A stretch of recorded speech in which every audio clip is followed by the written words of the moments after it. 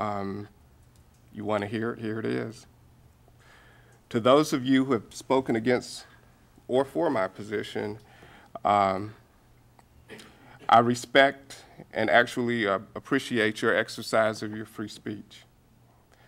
We've heard some, not tonight, but we read the newspapers, and we've heard or seen some insubordinate, rude, or disparaging comments, and I hope the people that made them regret making that behavior part of Mr. Bauer's legacy. In respect of Mr. Bauer's privacy, and in abidance with the North Carolina General Statutes, I'm not allowed to comment on the reasons for Mr. Bauer's dismissal. If Mr. Bauer provides written authorization and a waiver to the city attorney, I will be obligated to further explain my rationale. However, I can comment on the behavior of Mayor Sammy Phillips and Michael Lazzara. Their pretense that this is a shock is disingenuous. I invite your attention to most of the closed sessions to discuss personnel for the last year. To suggest that this is ridiculous means that they must have slept through those closed sessions. To suggest that the termination was unjust is to callously minimize the legitimate issues of fellow council members. What I really feel is that Mayor Phillips and Mr. Lazzara may have led Mr. Bauer past all of the warning signs right off the cliff. Mr. Lazzara and Mayor Phillips attack us knowing that we are not allowed to publicly defend our action without Mr. Bauer's consent. They opted for a selfish display of emotion at the expense of undermining governmental integrity. It was more important for them to whine than to respect the integrity of council members with whom they disagree. Mr. Lazzara and Phillips chose to fracture the council and jeopardize all the progressive goals for which we need teamwork. It is because of these kinds of self-serving personal attacks in the face of disagreement that the city of Jacksonville has such a poor working relationship with the county and the North Carolina legislative delegation. I've been accused of malice, injustice, unprofessionalism, ridiculousness, and engaging in a personality conflict. I've seen injustice. I've seen injustice in the firing of assistant city manager. I've seen injustice in the firing of a high-ranking police officer. Not once did a staff member say one public word. When I saw injustice, I challenged it. I spoke out against it, facing heavy criticism. So I've seen injustice, and this isn't it. If I took the disagreements that I've faced in my public life personal, I wouldn't be able to function. In '91, I first came to this position in a hate-filled environment resulting from the lawsuit it took to integrate the council. I was not welcomed, I was marginalized, but I quickly learned that if I harbored ill will or returned it, I would never get anything done. I did not have malice then, and I don't have it now. I don't read much of the daily news primarily because of the vitriol allowed in the comments. I think it's a shame we can't encourage our children to read the newspaper online because of it. But I was told that Horace Mann wrote a letter to the editor. So I was curious because I had served with him.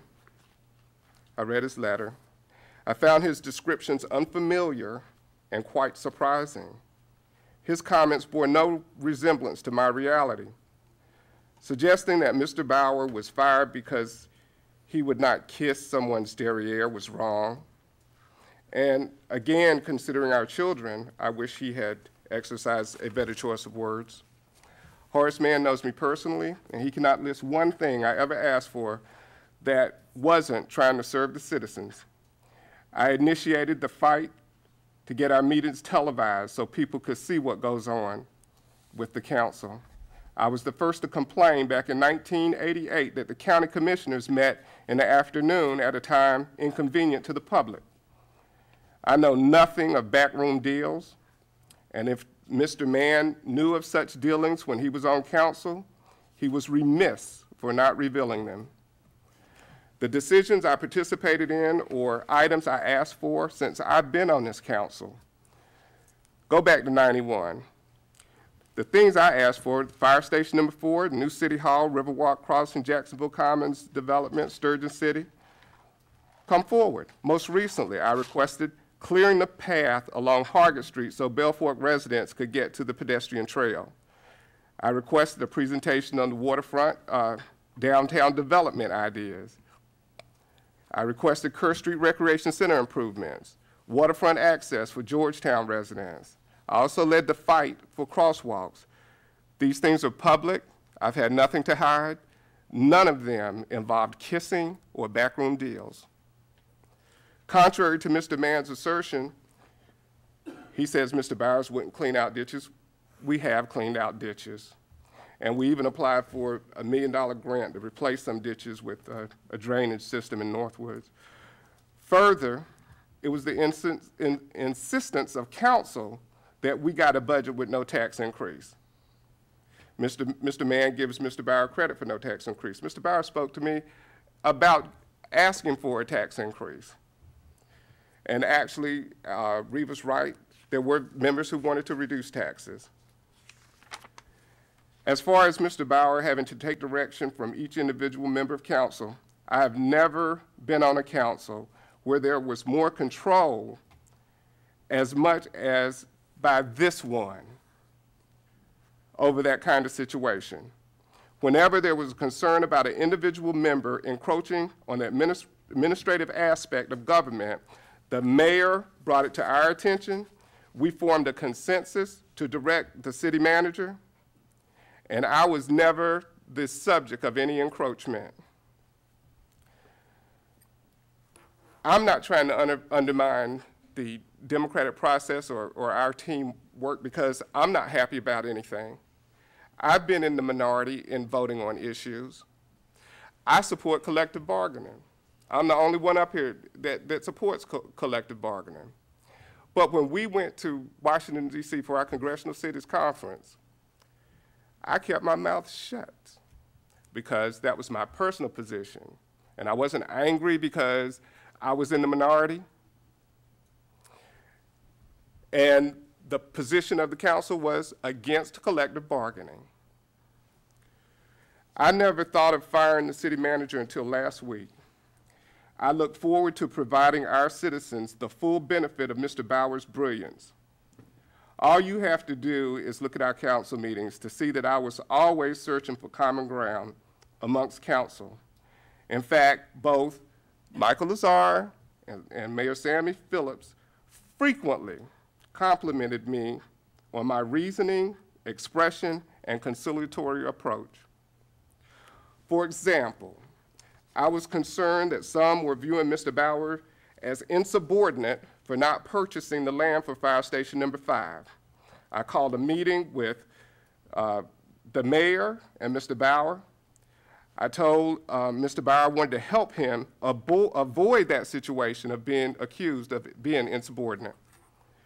It was agreed that I would make a motion which would give clarity to that situation. I had been interested in the satellite fire station since I met with some firefighters and spoke to William Lee about 18 months ago. I suggested to Mr. Bauer that a satellite station would provide immediate media coverage and buy time for permanent construction until annexation. That's why the motion was made at the last city council meeting, and that was typical of my involvement with Mr. Bauer. It's the council's job to legislate and create policy. It's the city manager's job to execute that policy. There's no power struggle. There can be no power struggle. There's no power struggle between the company commander and the battalion commander. There's no power struggle between the owner of McDonald's and the night manager. A good city manager only wants clarity. What many of you miss is that everything you have personally observed about Mr. Bauer could be true. And it could still be possible that his termination was justified. You feel that unless we can disprove what you experienced, then there could be no basis for termination. But that conclusion rests on a faulty premise.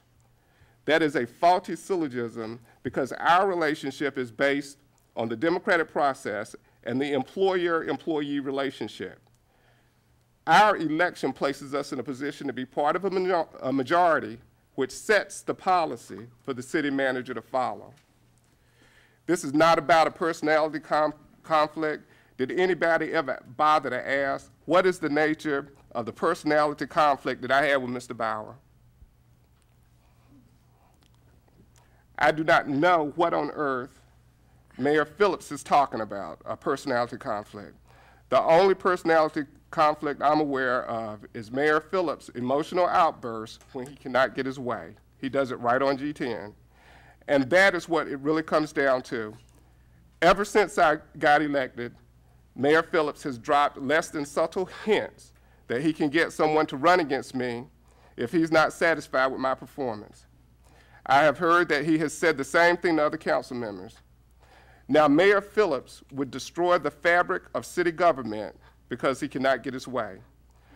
None of the writers of the letters to the editor know the substantive basis for the termination.